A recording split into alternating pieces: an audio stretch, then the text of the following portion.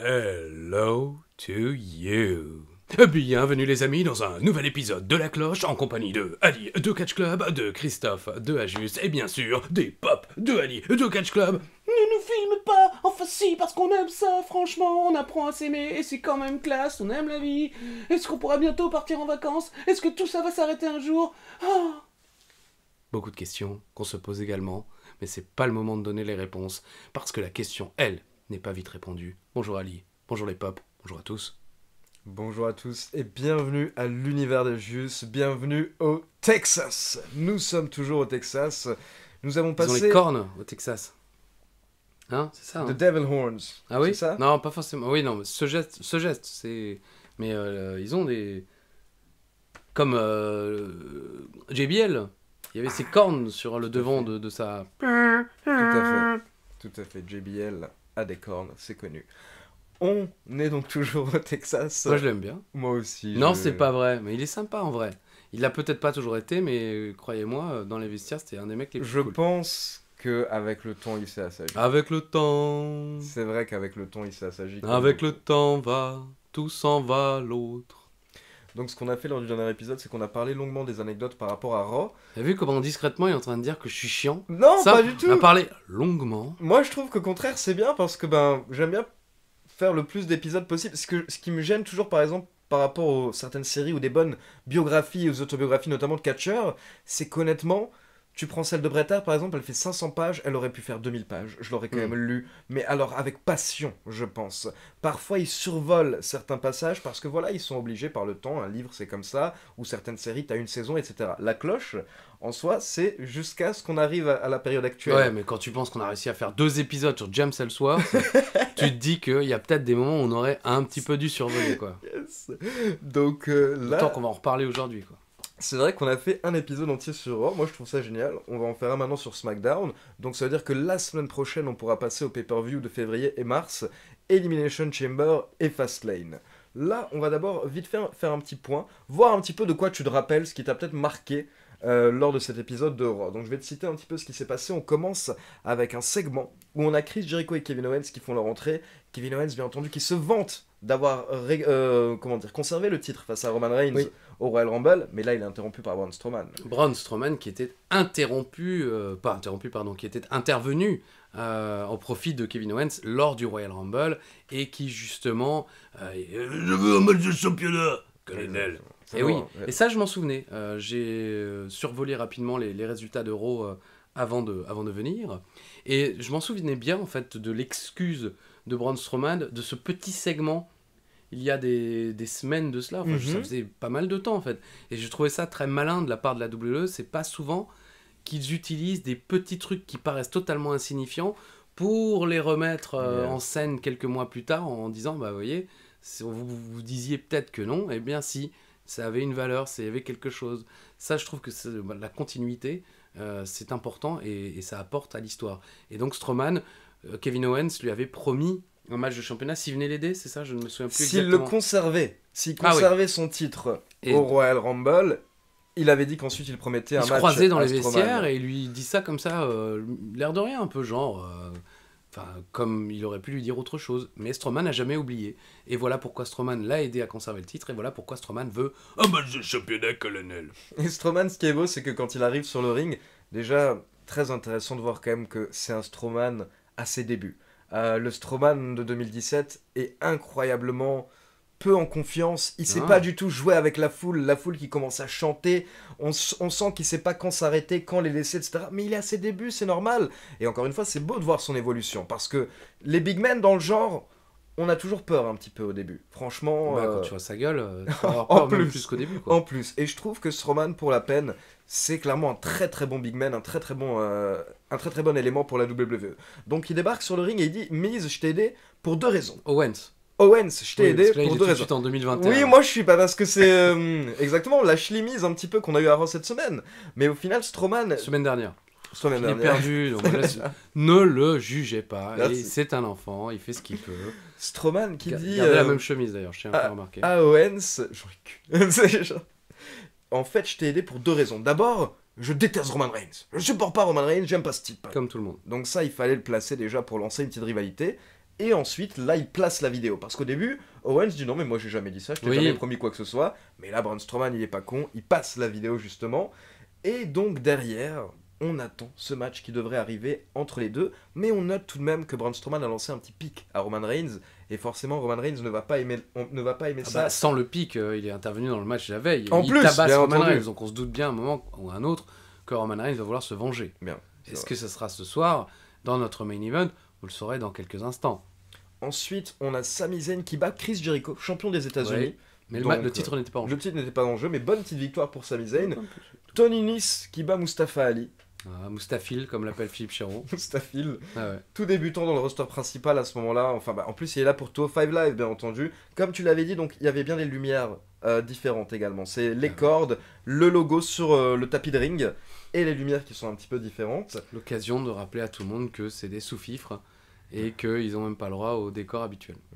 C'est pas faux. Enfin, disons que c'était évidemment pas ce qui était voulu, mais malheureusement, c'est un peu l'effet pervers de ce choix. Ça fait bête de foire dans un show de catch. Ce qui est assez justement... C'est chaud. Ouais. C'est double peine, là. Ensuite, on a un gros segment. Il me On a- regarde. C'est pas moi, hein, je vous promets, j'y étais, mais c'est pas moi. On a un face-à-face. Un face-à-face, tout à fait. Un face-à-face. Un face à face. Entre Seth Rollins et Stephanie McMahon. Car vous savez que ça fait quelques semaines que ça chauffe entre Seth Rollins et Stephanie McMahon. On se rappelle que Triple H a fait perdre le titre universel, enfin l'opportunité de remporter dans le ce titre. match à Raw où Kevin Owens devient champion universel, on voit Triple H arriver, on va, voilà, vous vous en souvenez certainement, même pour ceux qui ne s'en souviennent pas, on se dit tous évidemment que Triple H va faire gagner Seth Rollins, puisque Rollins à la base était associé à l'autorité, mais non, il décide de trahir Rollins, de lui porter un pedigree et d'offrir la victoire à Kevin Owens, KO, champion universel à la surprise de tous. On pensait en plus que ça allait mener vers une association Kevin Owens-autorité, mais pas du tout. Donc justement, Stephanie McMahon, je ne l'ai pas évoqué lors de l'épisode précédent, mais qu'on croise dans les vestiaires et qui, comme à son habitude, « Hey, French guy, how are you ?» C'était Stephanie McMahon, on la croisait toujours au maquillage. C'était, en plus, c'est sympa parce que bon, elle est détendue, elle est assise, elle peut pas bouger, donc elle peut pas fuir. Donc c'est toujours sympa de la surprendre à ce moment-là. On est sûr qu'elle va s'adresser à nous et discuter 2 minutes, quoi. Mais en vrai, elle est vraiment sympa et donc elle le fait de toute façon par plaisir. c'est vraiment naturel, quoi. Oui, non, vraiment. Enfin, je pourrais pas dire que quelqu'un dans les vestiaires est naturellement pas gentil, mais parfois j'ai fait des petits clins d'œil, genre Michael Cole et tout, mais je comprends parfaitement la pression qu'a Michael Cole et puis le je m'en foutisme du côté que nous on est français, qu'est-ce qu'il en a à faire, Michael Cole, il a 3 heures de Raw à gérer, 2 commentateurs autour de lui, plein de... Enfin, c'est plus compliqué que nous sur RTL9, ou bien t'es sur USA Network, t'as les 75 pubs, lancements, retour de pub, clips à diffuser, pour que tout ça ait l'air naturel et que ça semble être prêt depuis des mois, alors qu'en vrai, ils maîtrisent ça depuis juste 30 minutes. Je comprends que ce soit pas le mec le plus avenant au monde. Mais voilà, Stephanie McMahon, elle, est avenante. Je pense aussi qu'elle est arrivée à un niveau de responsabilité où elle gère plus grand-chose, finalement. Tu vois ce que je veux dire? Elle a des gens Bien sûr. qui sont sous ses ordres, qui font le boulot au quotidien, et elle supervise, quoi. Elle, c'est les très très gros rendez-vous. Mais Voilà, Chéreau, Voilà. les très gros rendez-vous. C'est exact. Donc en fait, à ce moment-là, nous Et avons moi. la rivalité Rollins-Triple H. Pour info, lors d'un des épisodes de Raw précédents également, Oui. on avait un match où Rollins était dans le ring, et là, la musique de Triple H démarre, mais Triple H ne vient jamais. C'est sûr, Et donc, parce que ça n'a jamais été la musique de Triple H, c'est pas moi ça. Mais Mais si, donc- c'est toi, non, j'y vais pas. Personne, claque des doigts, j'y vais pas. Triple H cherche également un petit peu Rollins à ce Enfoiré. moment-là, ce qui fait qu'on n'a pas cité un moment dans un des épisodes précédents, alors que tu y étais, lors du NXT J'y TakeOver. étais, les gars. Il- Putain, j'ai oublié Uva le mois l'épisode dernier. précédent. Ça va me coûter cher. Voilà, Stein. Tu étais à NXT TakeOver la veille du Royal Rumble, on a oublié de citer un moment, c'est quand Seth L'invasion, Rollins- Oui, l'invasion, c'est vrai. oui, C'est parce vrai. que c'était un des beaux moments en plus du show. C'est tout à fait vrai. Et en tout cas, oui, l'invasion de Rollins qui vient chercher Triple H sur ses terres, quoi. C'était, il sort en fait d'un coup comme ça, il débarque sur le ring, il avait un hoodie, donc il enlève sa capuche. Et forcément, on est à NXT, qui en plus à ce moment-là est vraiment le show où t'as rarement des stars du roster principal. Donc là, d'un coup, Seth Rollins qui débarque, il demande à Triple H de se montrer. Triple H qui sort mais qui derrière envoie des gars de la sécurité. Donc ça chauffait vraiment à ce moment-là. Et là, on a un nouveau face-à-face entre Seth Rollins et Stephanie McMahon, où Stephanie essaye un petit peu de décourager, on va dire, Seth Rollins et de lui dire d'abandonner, et elle commence directement son speech en disant, écoute, Triple H n'est pas là ce soir de toute manière, donc t'excites pas, grand. Commence pas, ouais. Commence pas, il est pas là, comme toi tout de suite. Mais on a Seth Rollins qui tchatche beaucoup durant l'interview, il s'en prend à Stephanie McMahon, il se moque de sa famille, mais on va dire plutôt les parents, etc. Il se moque de son mari, il se moque d'elle, et vers la fin, il touche même à ses enfants. Il dit que voilà, peut-être qu'un jour je viendrai vous attaquer au bureau de la WWE, ou peut-être qu'un jour je viendrai directement à votre porte, et peut-être qu'il y aura tes enfants qui vont voir ça, etc. Et là, on sait toujours, les catcheurs ils apprécient pas du tout. Ah bah personne, hein. Personne n'apprécie ça, évidemment. Bien hein. sûr. Tu veux que j'aille voir tes parents, hein. Tu veux que je leur explique ce qui se passe? Donc, bien savent entendu, pas. les gens ne supporteraient pas ça. Donc là, Stephanie McMahon se retourne, elle est très énervée, elle fait « Je t'ai menti, écoute, je t'ai menti, Triple H est en route, il arrive ». Donc là, c'est ce qu'on aime bien dans les épisodes de Raw, quand on a un petit fil rouge comme ça. Un cliffhanger aussi et un voilà. petit peu, c'est-à-dire t'es là, tu te dis oula, il faut que je reste, je peux pas changer de chaîne. Si je change de chaîne, Triple H arrive et j'ai tout loupé. Donc là, maintenant, à partir de ce moment, on attend l'arrivée de Triple H, car il va y avoir confrontation un peu plus tard. Un peu plus tard. On enchaîne avec un petit match à 3, on a Bayley avec Cesaro et Sheamus. Bayley qui essaye de calmer, on va dire, la situation entre Cesaro et Sheamus. C'est tendu.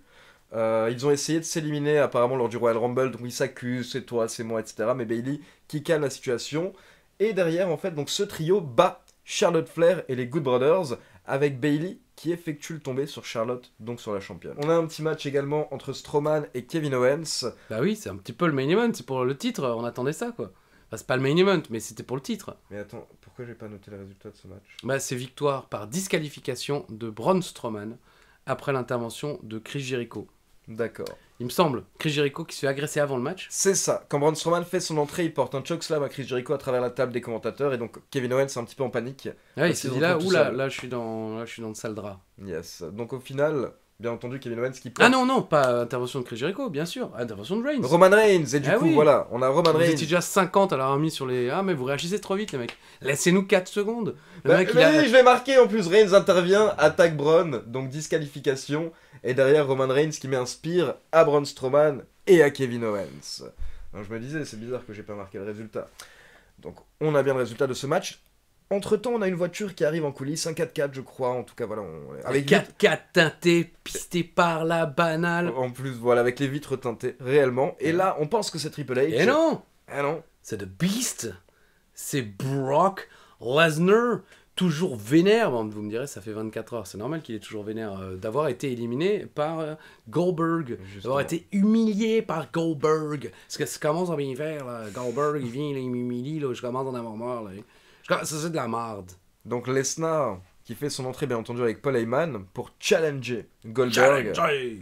à One Last Match Voilà, change. à WrestleMania en 2017, cette année-là. Bien entendu, on peut déjà le préciser, Goldberg viendra la semaine suivante, d'un côté, pour accepter le challenge de Brock Lesnar à WrestleMania, Ouais, et pour nous pourrir la vie. mais également pour Fastlane. challenger Kevin Owens Ouais, le à un gars. match pour le titre universel à Fastlane. Mais on sait jamais. Peut-être qu'Owens gagnera cette fois. On ne sait pas ce qui va se passer, on ne sait pas trop, on ne s'en rappelle pas. On a Nia Jax qui affronte Sasha Banks, et Sasha Banks est blessée à la jambe. Aïe. Pour info, juste avant en coulisses, on a vu Sasha Banks et Bayley, et ce sont les premières tensions dans le duo. Bayley vient juste d'arriver dans le roster On est principal. en 2017. On hein. est en 2017. Hein. Et on est au niveau des premières tensions entre Sasha Banks et Bayley. Sasha Banks qui est blessée, donc Bayley lui dit peut-être de pas catcher. Ouais, fais voilà. attention à toi. Et Sasha qui lui répond très sèchement en disant écoute, il y en a qui sont habitués à faire les choses à fond et pas abandonner, quoi. Genre voilà, moi je suis pas comme toi, je suis pas une loseuse, j'abandonne pas facilement. Donc Sasha Banks très sèche. Derrière elle affronte Nia Jax et Nia Jax s'amuse littéralement avec Sasha Banks. Elle la tord dans tous les sens, ce qui fait qu'au final l'arbitre... Elle est marteau. Vous l'avez faite dans votre tête, j'étais obligé. C'est un peu ce que vous vivez dans le coffre à catch tous les lundis, en compagnie de Yann Colby et Alain Ichtert. Impossible de finir une phrase sans qu'il y ait un jeu de mots derrière. Derrière, vous avez donc Bayley qui est obligée d'intervenir. Bayley vient sur le ring pour arrêter le match parce que Sasha Banks est en mauvais état. Et derrière, au final, Sasha Banks et Bayley retournent en coulisses. Enzo et Big Cass contre Rusev et Jinder Mahal. Honnêtement, Et je l'ai déjà précisé. Hein. C'est un Texas Tornado match. C'est un Texas Tornado match de 1. Mais je l'ai déjà précisé dans la cloche. Quel kiff l'entrée de Enzo et Cass. Je l'ai re-regardé hier soir. C'est de plus en plus rare quand même le public. Ben, de toute façon déjà aujourd'hui oui c'est de plus en plus rare le public. Mais même avant la pause. D'ailleurs il y a 2 semaines de ça, voire même 3. On avait dit que c'était le Rumble le dernier show avec public. Non. Et vous avez été nombreux évidemment. On vous remercie. C'était Elimination Chamber bien sûr. Avec pour moi la création de Otis. Ce jour-là où Otis est propulsé à l'extérieur de la cage et que Tucker le regarde au loin comme ça. Otis! C'est de là que ça vient, hein, si vous vous posiez la question. Sinon, merci d'être venu quand même. Mais voilà, ça. Et je voulais quand même aussi préciser, il y a 2 ou 3 semaines, je m'étais complètement fourvoyé sur les Sopranos. Heureusement, il y a des gens qui sont vraiment fans. Parce que j'aime bien les Sopranos, mais c'est pas ma série de référence. Hein, moi, je suis plus de Wire, que j'ai vu plein de fois, mais je serais quand même capable de me tromper sur la ville dans laquelle ça se passe. Non, c'est Baltimore. Je suis à peu près sûr, 99%. Mais voilà, j'avais dit que c'était la ville d'origine de Carmella, et pas du tout, en fait. Ils sont du New Jersey. New Jersey, au final. New Jersey. C'était ce que j'avais vu aussi dans les commentaires. Voilà. Moi, j'ai jamais regardé la série, j'avoue. Bah, c'est une bonne occasion. Ah oui, de non, s'y mais c'est mettre. très connu. Après, non, elle est bien. Mais c'est sûr que c'est pas... Ça a révolutionné, mais pas... Bref, on s'en fout. On en rediscutera un autre jour. Donc, là, l'entrée, c'est vrai. C'était classe. Ça va s'essouffler très vite. Ouais, je crois que dans 1 an, au Royal Rumble suivant, Enzo est tout seul. Il est dans la cage et c'est Big Show, Big Cass, je crois. Il est dans la Shark Cage, de nouveau, ouais. Mais non, là, c'est encore beau. Ce qui était rare, je disais, quand il y avait du public encore il y a quelques mois, c'est ces moments où le public parle avec le catcheur et pas que sur une catchphrase. Là, il y a quand même une bonne dizaine de phrases au début lors du speech de Enzo Amore et en plus après le je vous l'appelle SEW, etc. de Big Cass. Mais le public gueule. Comme pour le New Day. Mot après mot. Et c'est quand même des niveaux de fanatisme qu'on n'a pas atteint depuis très longtemps, je trouve. Mais en plus, bien entendu, là, on n'a plus le public, donc on ne peut plus comparer à ce niveau-là. Mais voilà, des gars qui viennent faire réagir la foule à ce point-là. Au summum, moi, bien entendu, Road Dogg a toujours été l'exemple pour moi. Road Dogg, quand j'étais jeune, moi, c'était la première fois que je voyais le public autant chanter avec un mec. Et ça me rappelait un petit peu Road Dogg hier soir quand j'ai vu cette entrée. C'est exactement, c'est calqué sur les New Age Outlaws et l'entrée du Road Dogg. Et de la même manière, ça a mis du temps avant que ça s'installe. Je veux dire, les premières fois où le Road Dogg le fait, il le fait tout seul. Il n'y a pas un bruit dans la salle et il le fait et il donne tout. C'est clair. Et c'est seulement après... et d'ailleurs, c'est presque déceptif quand tu le regardes parce qu'il le fait pas aussi bien qu'après. Mais c'est vrai qu'après, il est tellement porté par le public qu'il va rajouter des petits trucs, des petits détails qui vont devenir une routine. Et Enzo et Big Cass, c'est un peu la même chose. Au début, personne ne suit. Eux, ils ont eu de la chance de pouvoir l'installer à NXT, ce qui fait que quand ils arrivent au roster principal, le public est déjà prêt à le faire. Road Dogg, la folie, c'était que pendant des semaines, il le fait tout seul. Quoi. Ah ouais. Il a fallu attendre, voire peut-être des mois.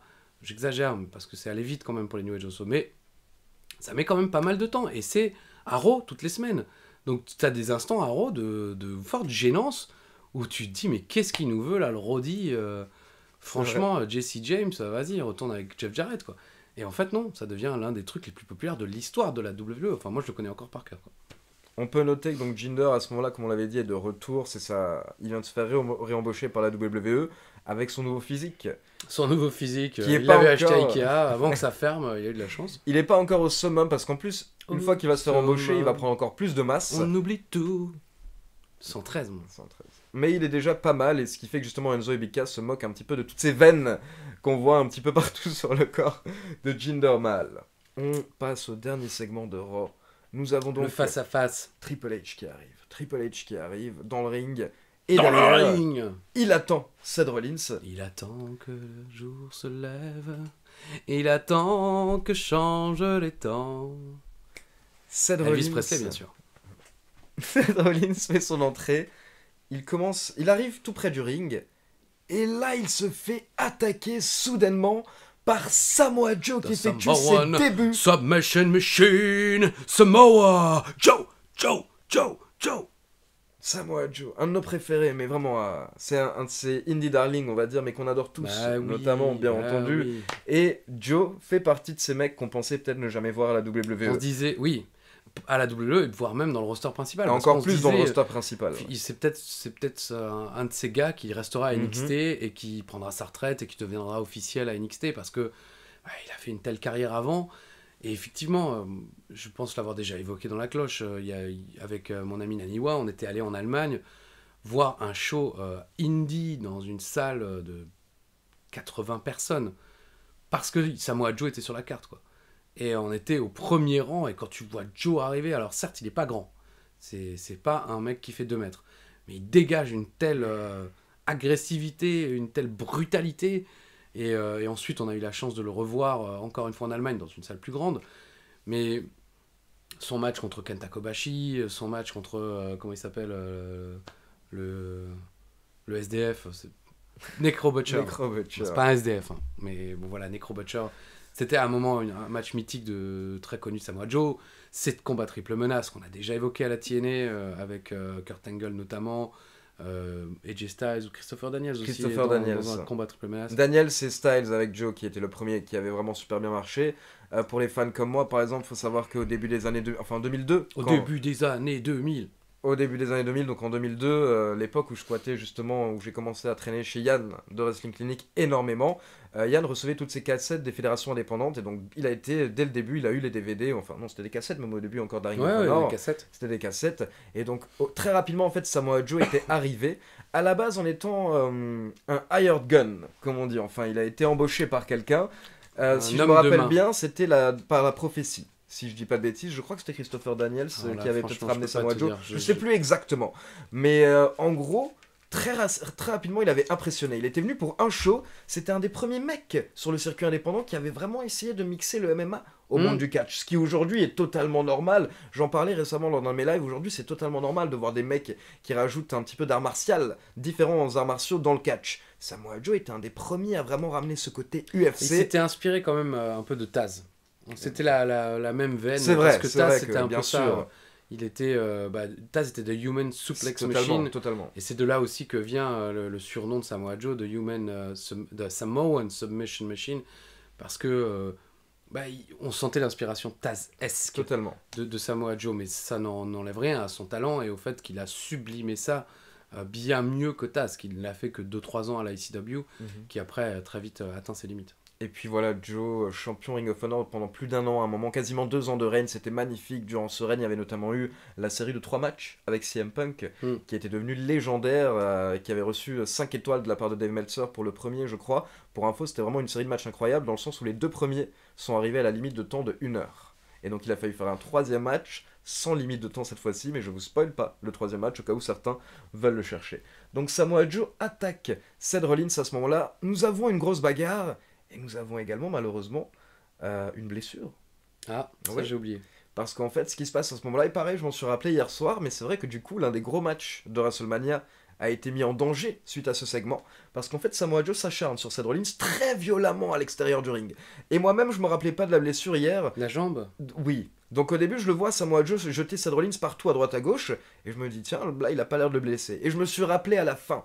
C'est à la fin, en fait, Samoa Joe porte son coquina clutch, et d'un coup, comme il le fait souvent, il se laisse tomber en arrière pour prendre son adversaire avec lui. Sauf que là, le problème, c'est que Seth Rollins n'est pas droit dans les bras de Samoa Joe, il est de côté.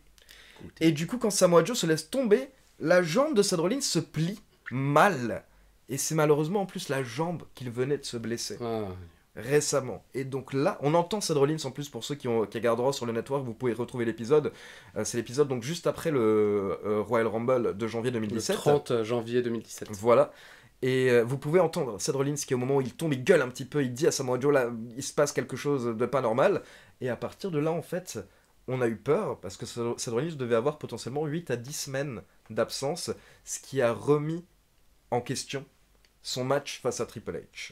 Donc ça, c'était juste pour le préciser. On peut maintenant enchaîner avec SmackDown et le reste de votre trip. Comme je vous le disais la semaine dernière, on a fini, nous, à la fin du show, qu'on a passé quasiment tout le show dans les vestiaires. On va vite fait au catering, on découvre que Drew Gulak parle un peu français. Boum, on retourne à l'hôtel, c'est pas loin. On mange notre petite assiette chacun dans sa chambre, on se couche et puis bam, départ le lendemain pour San Antonio, on aime bien de le faire. Corpus Christi, Texas. Corpus Christi, une ville que je connais quand même un petit peu parce que j'ai un camarade de classe, un de mes meilleurs amis depuis la maternelle qui au lycée, on était ensemble en seconde, découvre qu'il a un cousin qui vit à Corpus Christi au Texas, qui a un restaurant là-bas, et il a vécu pendant de longues années aux États-Unis, et il se dit tiens, allez, je vais aller passer l'été à Corpus Christi, Texas. Et moi, tu vois, je me dis putain, merde, j'aimerais bien, j'aimerais bien aussi, pourquoi pas. Puis j'arrive un lundi et je découvre qu'il a demandé à Julie Rem, cette connasse, de venir avec lui à Corpus Christi, Texas. Bon, après évidemment, vous comprenez la volonté de mon ami Jérémy. Hein, il voulait qu'il y ait rapprochement, il voulait qu'il y ait bisous. Logique. Et finalement, ils sont mariés? Non, pas du tout. Non, cette connasse l'a quasiment ignoré pendant tout le truc parce que le cousin de mon pote, il l'avait pas fait venir pour l'accueillir gentiment, il l'a fait bosser au resto tous les jours. Non. Et donc, ce qui fait que mon pote sait faire parfaitement des pizzas et tout autre plat parce qu'il s'agissait d'une pizzeria. Donc, il a quand même bossé dur, mais et Julie Rem, que l'on embrasse, elle a fait sa vie. Donc elle a profité du Texas et tout ça, il n'y a même pas eu de bisous, vacances, ils sont jamais sortis ensemble. Et encore aujourd'hui, quand j'ai envie de le faire chier, je dis alors, le Texas avec Julie, c'était bien, hein, enfoiré quoi. Bon, tant mieux, moi, je suis rassuré qu'il ne m'ait pas emmené, parce que bon, moi, je suis vraiment pas manuel, mais j'aurais bossé, hein, s'il avait fallu bosser, je l'aurais fait, mais il y a du calme avec nos amis portugais. Donc voilà. Donc Corpus Christi, Texas, ça m'était resté en travers de la gorge. Donc il y avait un petit peu ce côté. Et la première chose que j'ai fait quand on est arrivé à l'hôtel à Corpus Christi, j'ai envoyé un message à mon pote. Tiens, je suis à Corpus Christi. Et je lui ai montré la photo. Est-ce que ça te rappelle quelque chose et tout. L'hôtel qui était en face de la jetée, en quelque sorte. Tu aurais dû inviter toi, du coup, la Julie Ray. Ah bah elle a disparu. Enfin, elle a disparu, non, elle a fait sa vie. Hein. Je pense qu'aujourd'hui, effectivement, et depuis longtemps, elle est mariée avec des enfants. Donc, vrai, je l'ai insultée, mais elle était sympa. Et on avait créé... on avait la NWO avec elle et Jérémy, mon pote, et 2-3 autres camarades de classe de cette seconde. J'avais fait imprimer par mon père des cartes de visite NWO. Nice. Et on avait ce petit club NWO. Parce que cette année-là, j'ai redoublé ma seconde. Donc c'était ma deuxième seconde. Donc pour les Jones, genre on en imposait, quoi. C'est la première fois de ma vie où à l'école, on me prenait pour une référence. Forcément, les redoublants. Mais voilà. Corpus Christi, Texas. On arrive à l'hôtel. Pas trop mal comme hôtel. Vue sur mer. Vue sur la jetée. Je dis sur mer, mais je me demande quelle mer il y a à Corpus Christi, Texas. On saura jamais. Donc voilà, on arrive, on se pose, et là, la salle est un petit peu plus loin quand même. Donc on prend notre voiture pour aller. Et donc c'est SmackDown.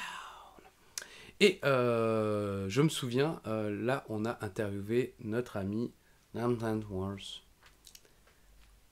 Gros niveau d'interview. Je crois qu'on a aussi fait ce jour-là Rich Swann.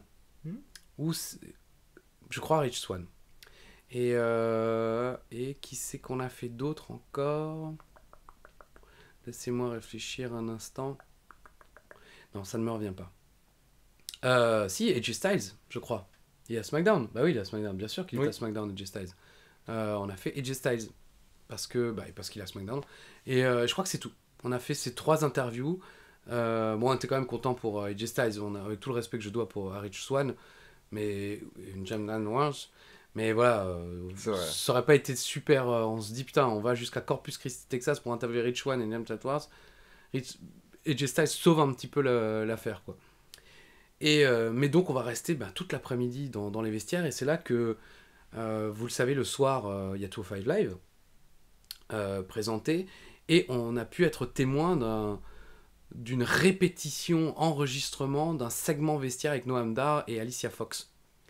Et j'ai pu voir à quel point ça nous avait choqué avec Philippe. On se disait, mais purée... Enfin, le segment, il fait 40 secondes. Ils l'ont refait pendant 40 minutes. Et les officiels, ils en avaient marre. Tu voyais le mec qui se chargeait de ça, il en pouvait plus d'Alicia Fox. Parce qu'il lui dit... Alicia Fox, elle avait ce personnage un peu faux-folle. Il faut savoir que c'est une femme extrêmement sympathique. Je dirais peut-être que je dis ça à chaque fois, mais c'est vrai. On l'a interviewée une fois et après, à chaque fois qu'elle nous voyait, elle tombait dans les bras de Philippe. Bon, moi, elle avait certainement l'impression que j'étais l'assistant, donc elle me calculait pas. Mais ça change pas qu'elle était vraiment sympa. Elle est entière et elle semble totalement naturelle, quoi. Elle est naturellement folle. Donc elle est exactement comme ça dans la vie, ce que vous voyez à l'antenne. Bon, évidemment, elle trépigne pas comme ça dans les vestiaires ou autres, mais elle peut parler comme ça et tout d'un coup partir dans des aigus et forts. Et là, le mec, justement, il disait, ouais, on veut que tu fasses ça comme ça. Et elle en faisait toujours des tonnes. Et donc, il coupait. Et le mec, il allait voir Alicia. Ouais, alors, si tu peux juste essayer de faire un peu moins. Il essayait, tu vois, de lui dire avec gentillesse, respect. Il lui disait pas méchamment, évidemment. Et à chaque fois, il disait, bon, silence. Ça tourne. Action. Coupé. Alicia, si tu peux juste faire un... Tu vois, just... tune down a little bit, just a little bit. Yeah, okay, no problem. Ça tourne. Action. Coupé. Et ça a duré 40 minutes. Et à la fin, ils l'ont fait d'une traite. Ils sont allés au bout du truc. Et au début, on se disait, mais ça doit faire quoi 3 minutes le segment? Non, en fait, le segment, il faisait 40 secondes. Mais c'est très très court. Mais c'est là qu'on s'est rendu compte à quel point il prenait ça très très au sérieux, même les segments les plus insignifiants. Parce que même si t'es fan inconditionnel de 205 Live, tu ne te souviens pas de ce segment. Bien tu vois sûr, ce que je veux dire? Et même dans l'émission, ce minuscule segment dans les vestiaires qui permet une petite transition avec ce qui va se passer derrière, tu l'oublies au moment où le plan va ailleurs, et tu vois ce que je veux dire? Bien sûr, Et mais pourtant, ils y mettaient un sérieux et un... Enfin, moi, j'avais vu, la première fois qu'on était dans les vestiaires, époque Sharon Sodalo, pour ceux qui sont là depuis le début de la cloche, et on vous en remercie sincèrement, c'est gratuit en même temps, donc ça vous a pas coûté grand-chose. On avait vu avec mon ami Naniwa à Londres, Bam Bam Bigolo et Mike Awesome passer 20 minutes à faire une promo, mais c'était pour Nitro, et c'était une promo avant un tournoi par équipe avec des enjeux assez importants pour l'époque, je m'en souviens plus. Mais... Et c'est Bam Bam Bigolo et Mike Awesome, qui étaient quand même deux personnages très importants dans la WCW de l'époque. Là, c'est Noam Dar, c'est Alicia Fox, il y a un troisième homme, je sais plus qui il était. Mais voilà. Ça nous avait surpris. En tout cas, cette fois-là, on s'est pas barré. En référence à ce qui s'est passé dans l'épisode précédent. On est resté sur place. On nous aurait délogé pour rien au monde. Vous voulez pas y aller? Là, il était 3h30 du mat, et la salle était vide. On était là, nous, rien à foutre. Corpus Christi, on est là, on est dans la place. À tel point d'ailleurs que le show commence et on se met contre un mur parce que on commence à avoir mal aux pieds avec nos chaussures de costume. Et on reste posé là et puis on regarde le show comme un raw dans le couloir où il y a la télé, comme ça tu peux voir le show. Et puis toutes ces superstars qui sont placées là. Et à un moment, t'as Shane McMahon qui arrive avec ses fistons en plus. Ouais, salut, ça check tout le monde et tout. On se demande à quel point on doit le saluer ou pas, mais on n'ose pas, parce que il est tout le temps en train de parler à une autre superstar. Et à un moment, on voit Shane McMahon aller voir un mec de la Sécu, et 15 secondes plus tard, le mec de la Sécu vient nous voir, nous. What are you doing here? But we are the French commentator. Are you supposed to be here? Yes and no. Et en fait, on s'est rendu compte que Shane McMahon, ne sachant pas qui on était, et nous voyant regarder comme ça, genre... On observe, on prend des notes, qu'est-ce qui se passe et tout. Le mec, il a dû s'inquiéter, genre on était des espions. Pas forcément des espions, mais il se demandait qui on était. Donc il a demandé à la Sécu de vérifier nos badges, parce que en cas de tournage inopiné, on ne met jamais nos badges autour du cou. On les garde dans la poche, parce que si on nous dit on tourne, c'est une des règles à la WWE, ne jamais avoir le badge pendant que tu tournes. Tu vois, on a fait à la WCW, on a tourné des interviews avec le badge autour de personne, nous a jamais rien dit. À la WWE, ils veulent du truc clean. Donc... pas de badge. Donc à l'époque, je fumais et je mettais mon badge dans la poche, et donc je le gardais jamais comme ça. Donc quand je devais sortir, je montrais mon badge. Quand je revenais, je montrais mon badge. Puis au bout d'un moment, les mecs de la Sécu, à chacune des portes, savaient que je faisais partie du truc, et ils n'avaient pas forcément besoin de voir le badge. Mais voilà, Shane McMahon a tenté de nous faire virer des vestiaires chez Nomax. Mais on aura... petit teasing pour le fameux show où Shane passe à travers notre table. On aura une bien meilleure interaction avec lui ce jour-là, ainsi qu'avec un des officiels de la WWE dont le nom, dont les initiales sont WJ. Mais Je vous en reparlerai plus en détail dans un autre épisode de La Cloche. Non, ce n'est pas encore fini parce que j'ai d'autres points intéressants quand même, moins reluisants, pour être très honnête. À l'époque, c'est Mauro Ranallo qui commentait SmackDown. Tout à fait. Et vers la fin de l'après-midi, on faisait donc nos interviews dans un des vestiaires de la salle de Corpus Christi, ville à côté du golfe du Mexique. Hein. Tout à l'heure, j'évoquais le vue sur mer de mon hôtel. Vous êtes nombreux d'ailleurs à l'avoir fait remarquer et je vous félicite pour votre talent de géographe, hein, tout le contraire de lui. Nous étions donc, on faisait ces interviews dans un vestiaire. Et il faut savoir que souvent, hein, les vestiaires ont une porte qui donne sur des toilettes et une autre qui donne sur un autre vestiaire et ainsi de suite. Enfin, ils communiquent, quoi.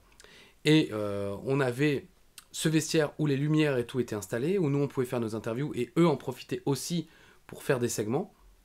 Et à côté, il y avait le vestiaire où squattaient Byron Saxton, Mauro Ranallo et les commentateurs de SmackDown de l'époque. Et j'ai découvert ce soir-là à quel point Mauro Ranallo était un fou de travail. Je veux dire, il arrivait super tôt, il mettait son ordi, il branchait, truc, et frénétiquement, il recherchait des choses sur la ville, des références culturelles, enfin vraiment, il tapait comme un malade. Et c'est aussi ce jour-là que j'ai un peu compris la difficulté qu'avait Mauro Ranallo dans les vestiaires de la WWE. Parce que des officiels, trucs, se moquaient de lui, en fait. C'était pas extrêmement violent, mais quand on connaît maintenant, à l'époque il n'en avait pas encore parlé, mais on connaît maintenant les problèmes de santé qu'a Mauro Ranallo, pas physique, hein, mais je veux pas dire mental, parce que ça fait presque insultant. Mais je voyais qu'en fait, sans s'en rendre compte, les autres le harcelaient. Encore une fois, pas méchamment. Il y avait pas, c'est pas comme à l'école où il y a une brute qui va vous harceler physiquement, voire même vous harceler verbalement. Mais il y avait cette ambiance un peu. Tu sentais qu'ils avaient du mal à le comprendre, qu'il était à part. Parce qu'encore une fois, il s'était assis, sorti son ordi et bam, et il parlait à personne, il calculait personne. Et je voyais les gens passer derrière lui et il le moquait, il le singeait, comme on dit, c'est-à-dire comme ça derrière lui. Et il y avait une ambiance assez lourde en fait, entourant Mauro Ranallo. Et quand un peu plus tard, il va disparaître de SmackDown pour ça, moi j'ai compris. Parce que je pense qu'il faisait style, je m'en rends pas compte, mais en fait il devait s'en rendre compte. Que les autres. Et après, c'est juste l'effet de groupe. Tu vois, je pense que c'est simplement. Une fois, il y en a un qui a dû faire une vanne, truc. Ils ont vu qu'il se défendait pas trop. Et donc après, c'est comme dans tous les vestiaires de catch au monde, comme dans presque tous les vestiaires de sport aussi, il faut pas se leurrer. Il y a toujours un peu une soupape, quelqu'un qui va un peu prendre plus pour les autres. J'ai été dans cette position, je l'ai déjà raconté dans La Cloche au début, quand j'ai commencé dans le catch européen, et que les mecs me connaissaient pas, ils m'ont fait un petit peu vivre la vie dure. Et puis quand ils ont vu que je tenais, qu'en plus je faisais une carrière, et que j'étais un peu monté un peu plus haut dans le catch après, la relation s'est retournée. Mais là, en l'occurrence, Mauro Ranallo, et puis il devait y avoir aussi certainement un peu de mauvais esprit par rapport à sa popularité sur Internet. Parce qu'il était, à l'époque, tu t'avais cité ce mot tout à l'heure, Internet Darling. C'est vrai que c'était le cas pour Samoa Joe dans Raw. Mauro Ranallo, pour les commentateurs sur Internet, à un moment, c'était le dieu. Il est adoré. Je veux dire, plus tant que ça maintenant. Hein. Moi, j'ai vu ces dernières semaines à NXT aux États-Unis sur les forums américains, les gens le détestaient. Ils disaient, j'arrête de regarder NXT à cause de lui, quoi. Parce qu'il criait trop, parce qu'il y a trop de références culturelles, alors que... Qui gueule trop. Il y a des gens qui supportent pas qu'il lâche sans arrêt des références culturelles et très hip-hop également. Alors que moi, je trouve ça super cool. Et c'était notamment Corey Graves qui s'était moqué de lui à un moment un petit peu sur Twitter.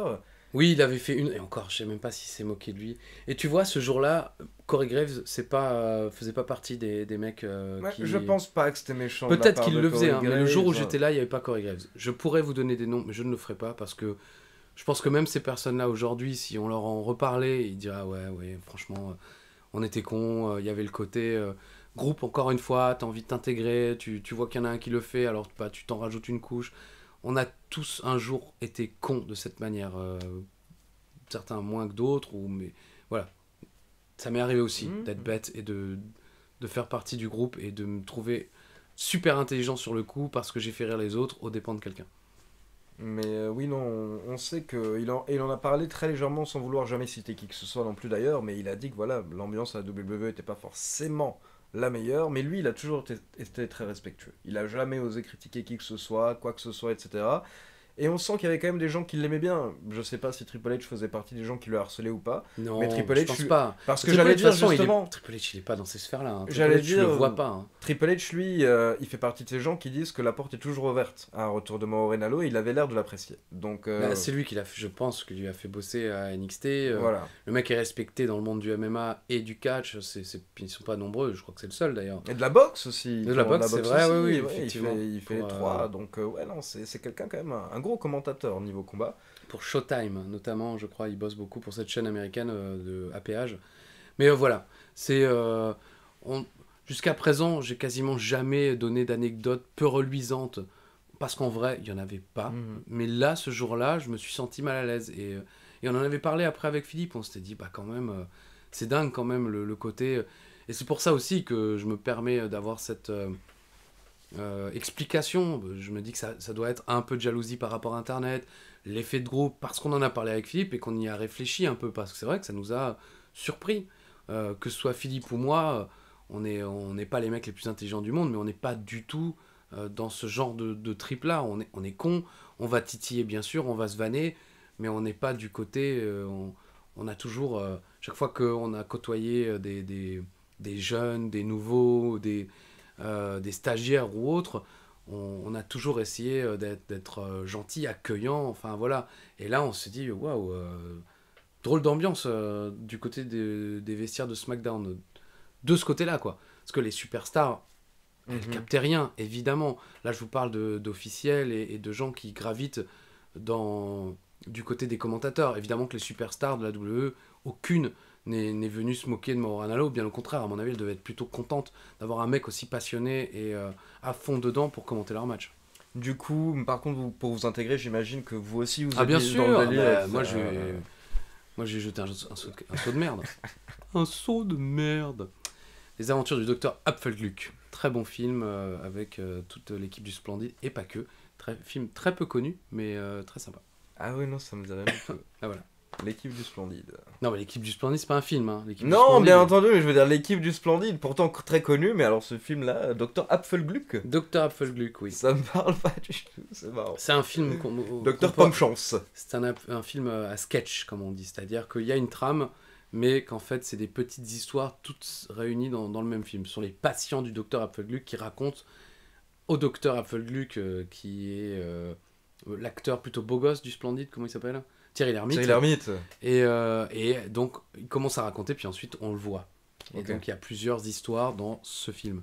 Et à un moment, Gérard Jugnot reçoit un saut de merde. Vous entendez, docteur ? Un saut de merde. Voilà. Donc non, évidemment. Non, moi, je suis allé voir Mauro en lui disant, putain, waouh. Respect. Ouf, quoi. Non, mais... parce que vraiment, bam, quand je vois comment Chéro, il fout rien... moi non plus. Non, mais quand je vois comment nous, on prépare WrestleMania, et honnêtement, vraiment, on prépare WrestleMania. Faut pas croire qu'on arrive les mains dans les poches, bien que on maîtrise les feuds et tout le bordel. Mais pendant des semaines avant, je préparais des notes, comme je l'ai déjà expliqué, au cas où. On ne sait jamais, il faut avoir des choses à raconter, s'il y a un problème technique, s'il y a un truc, puis même juste pour faire son malin. Quand le catcheur arrive, bam, il a son premier match, telle date, truc. Parce que vous pouvez pas tout retenir. J'ai un cerveau qui retient pas mal de choses au niveau catch, mais tu peux pas tout retenir, surtout avec les années qui passent. Donc, mais Mauro Ranallo, c'était effrayant. Tu vois, 2 heures derrière son ordi à taper frénétiquement, tu te dis comment même... Parce que ça m'est déjà arrivé d'en avoir trop des notes. Et de m'y perdre, et tu te perds dedans, et tu donnes un truc alors que c'est complètement faux, et que c'est écrit devant toi, et que c'est la bonne chose, mais il y a tellement de choses écrites que tu mélanges tout, et donc il est assez fort. Bon, après, je crois qu'il a il souffre d'une forme d'autisme un peu, je crois, légère, qui fait que il est capable de se concentrer beaucoup plus fortement qu'une personne lambda, mais voilà, impressionnant. moi, ça m'avait impressionné. D'autres personnes, ça les saoulait. Donc derrière, vous êtes resté en coulisses pour tout SmackDown.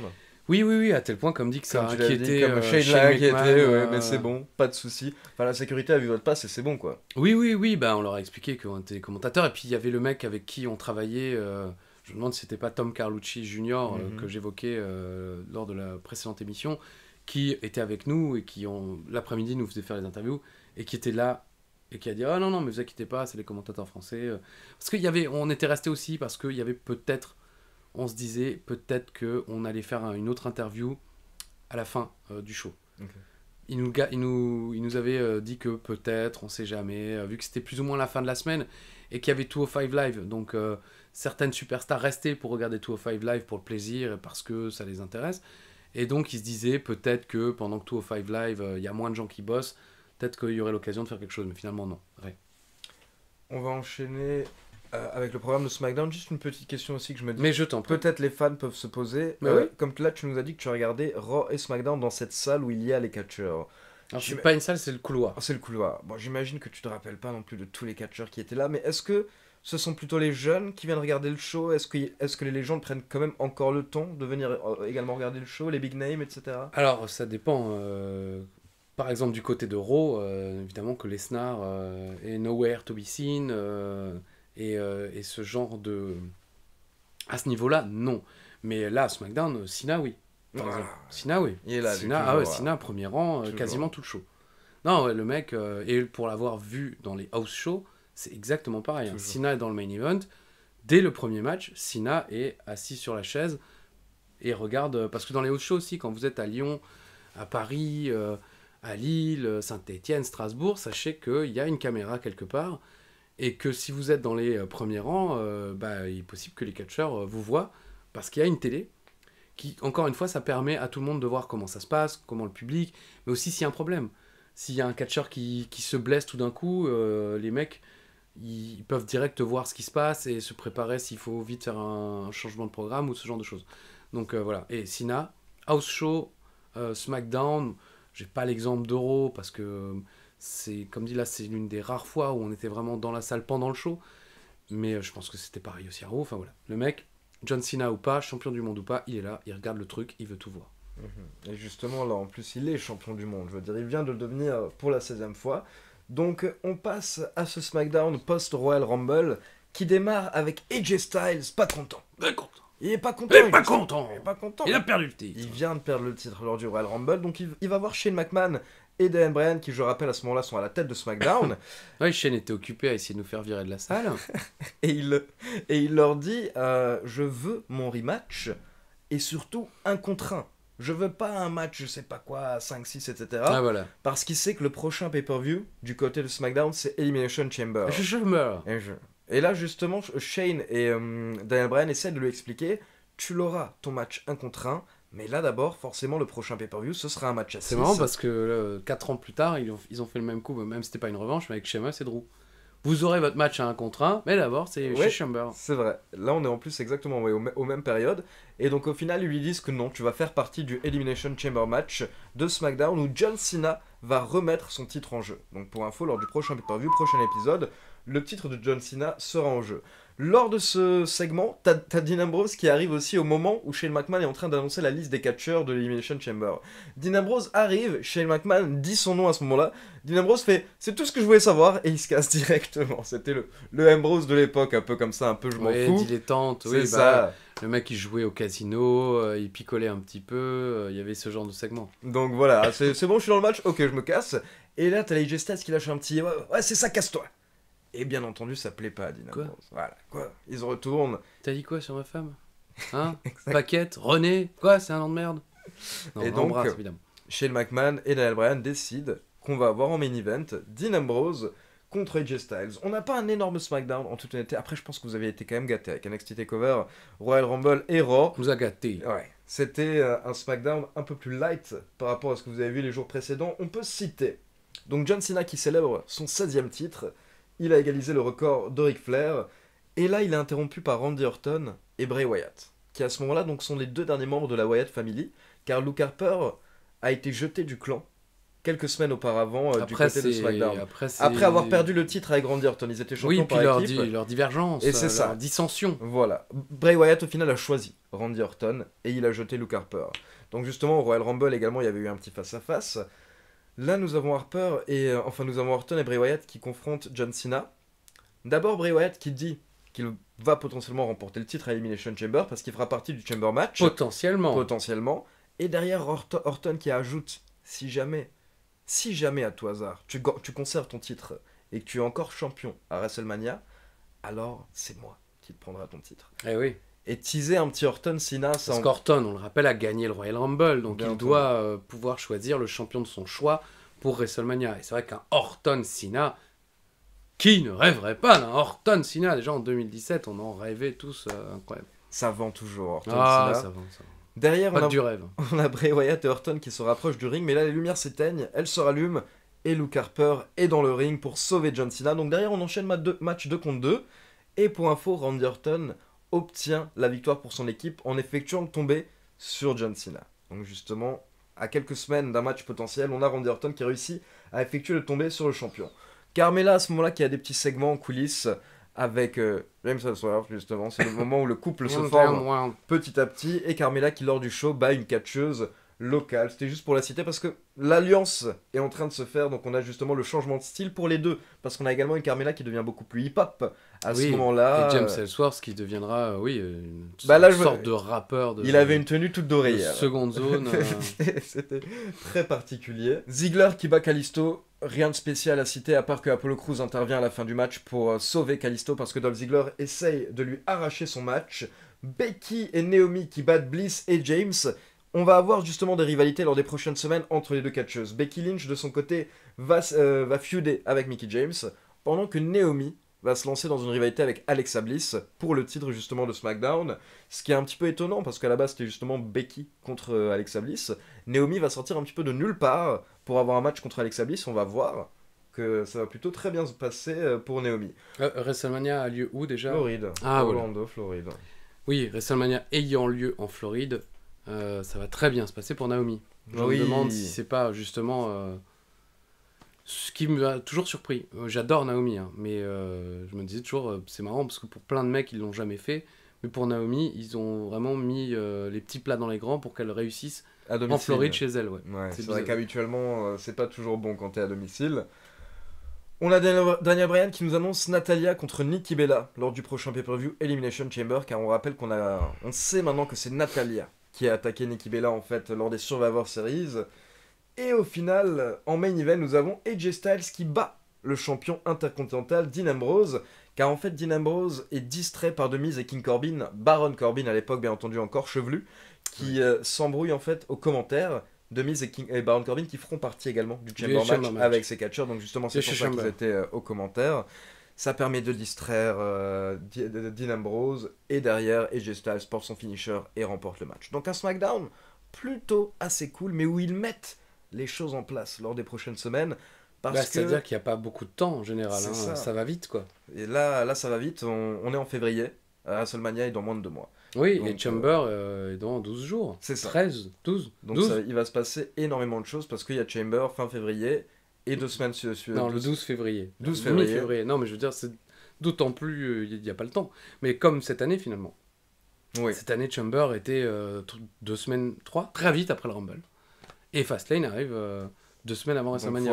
Faut annoncer, faut faire bouger les choses. Surtout que là, il va se passer pas mal de choses lors des shows suivants. Nous, on n'a pas eu de changement de titre, par exemple. Et si, en fait, vu qu'on a eu un changement de titre à Elimination Chamber, là, vous allez voir, il va également y avoir au final des changements de titre juste avant WrestleMania. Ça, pour le coup, personne ne le... Enfin, moi, je l'ai pas oublié. WrestleMania. J'ai pas oublié ce changement de titre. Mais bon, personne ne l'a oublié. En tout cas, nous, le show se termine. On va rester quand même une grande partie de 205 Live jusqu'à ce qu'on comprenne qu'on n'aura plus d'interviews, plus rien. Les vestiaires commencent à se vider. On n'aura pas finalement eu le courage d'aller déranger Shane McMahon pour lui dire... Parce qu'encore une fois, il était venu avec la MIFA, quoi. Il y avait les petits, les enfants tapaient la discute avec tout le monde. Shane O'Mac, il tapait la discute, tu voyais un petit peu avec quel catcheur qui connaissait déjà un petit peu. Donc il avait ce côté un peu... il parle avec plein de gens. Et je parlais de Renee Young et du show, je crois que c'est là, à SmackDown, où il y a son set, où on la verra se préparer, tout ça, et qu'à un moment, on hésite peut-être à faire une interview sur son set, mais finalement, au dernier moment, il nous disait, écoutez, non, on n'a plus le temps, là, elle va être à l'antenne bientôt, tout ça. Donc voilà, comment dire, professionnellement, ça sera pas un souvenir impérissable dans la mesure où on n'aura quasiment pas fait d'interview à Raw et pas beaucoup non plus à SmackDown. Donc de ce côté-là, ça ne ce qui entraînera le fait qu'on ne le refera plus. Parce que, bah, mine de rien, le groupe AB aujourd'hui, Media One, bon, ils n'ont pas particulièrement d'amour pour nous. Hein, je veux dire, c'est pas qu'ils nous détestent, hein, mais c'est une relation professionnelle. Donc eux, ils en ont rien à faire de nous payer l'avion, la bagnole, les hôtels, tout ça pour ramener 4 interviews. Tu vois, nous, on espérait en ramener 20.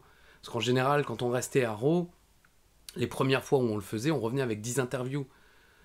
Donc, les gens des bureaux de Media One disaient, ah ouais, 10 interviews, non, c'est rentable, parce qu'après, tu remplis la grille des programmes pendant 10 semaines. Bien sûr. Pendant 10 semaines, avant Raw, tu peux mettre une interview exclusive, bam, qui est diffusée. C'est pas grand-chose, mais pour les gens des chaînes, c'est important. Ça fait des programmes nouveaux, des trucs frais, que tu peux rediffuser, que tu peux diffuser sur la chaîne YouTube. Donc là, quand on est revenu de ce voyage-là, ils n'étaient pas aux anges. Ils savaient parfaitement que ça n'avait rien à voir avec nous, et ils comprenaient aussi parfaitement pourquoi la WWE nous en avait pas donné plus. Mais ça a un petit peu tué dans l'œuf ce genre d'expérience, quoi. C'est pour ça qu'on ne refera plus derrière des road trips similaires à celui-là. On retournera aux États-Unis, on s'arrangera différemment, on participera à des Media Day différents. Il y aura des Media Day créés quasiment que pour nous, et dans laquelle ils mettront d'autres médias avec, mais c'est à notre initiative, et ils se rendront compte que ça marche bien, donc ils vont les développer. Mais bon, après, c'est pas de notre fait, Philippe et moi, hein, mais je veux dire, c'est le fait qu'on ait poussé parce qu'on voulait du contenu, on voulait vous ramener le plus d'interviews possible. Encore une fois, quand on voyageait, on était, moi principalement, Philippe aussi, mais bon, il laissait sa famille, c'est pas toujours cool de se dire, les enfants, sa femme à la maison, pour peu que l'un des enfants soit malade, ou des choses comme ça, t'as pas forcément envie de partir. C'est cool de partir, mais c'est pas toujours le truc le plus joyeux au monde. Même si c'est tout frais payé, ça reste du boulot, et tu t'es loin de ta famille. Donc voilà, moi j'étais heureux parce que c'était un rêve, un rêve de gamin que je vis. Mais c'est pas toujours facile.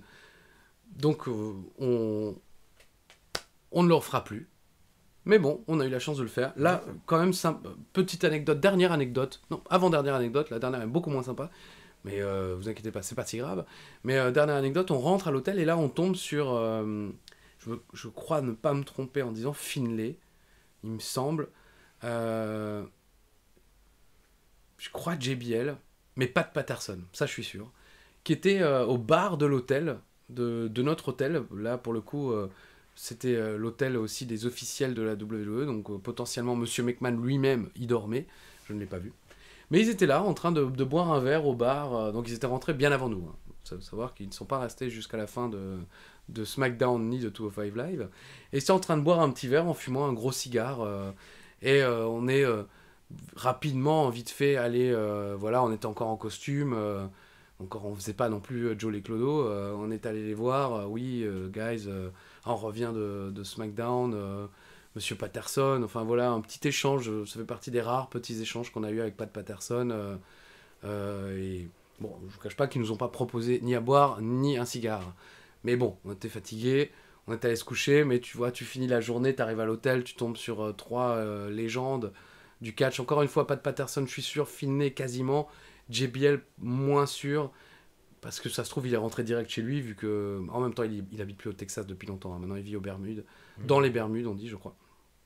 Bon, bref, c'est quand même sympa. Tu rentres du boulot, t'arrives de là où tu dois squatter, puis tu tombes sur 3 légendes du divertissement sportif. C'est pas mal. Ça fait plaisir. En plus, c'est petit hôtel, bien, une grande chaîne d'hôtels, mais pas grand, parce qu'à Corpus Christi, ils n'ont pas non plus, comme dans des WrestleMania, où tu tombes sur des hôtels avec un lobby, c'est-à-dire une entrée plus grande que n'importe quel appart ou maison dans lequel vous avez pu vivre dans votre vie.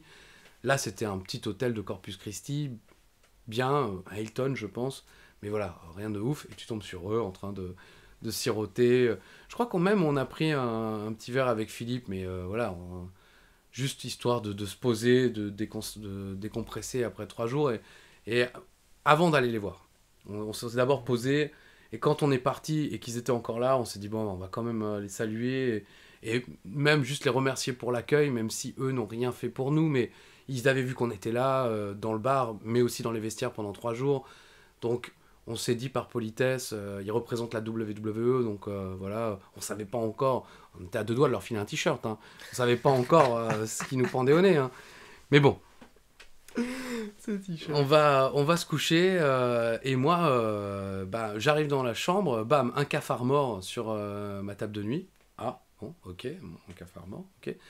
Il faut savoir qu'aux États-Unis, les fenêtres d'hôtel s'ouvrent pas, hein, donc le cafard, je sais pas d'où il sortait, mais il sortait pas de... Bon, allez, tant pis, je dors. J'ai pas pu dormir, moi. Ah bah, c'est au deuxième cafard que j'ai commencé à me dire, putain, est-ce que le premier, il est mort? Bon, il est mort, déjà, des cafards, ça meurt pas comme ça, hein. Normalement, ça résiste aux trucs nucléaires, hein. Bon, pas tous.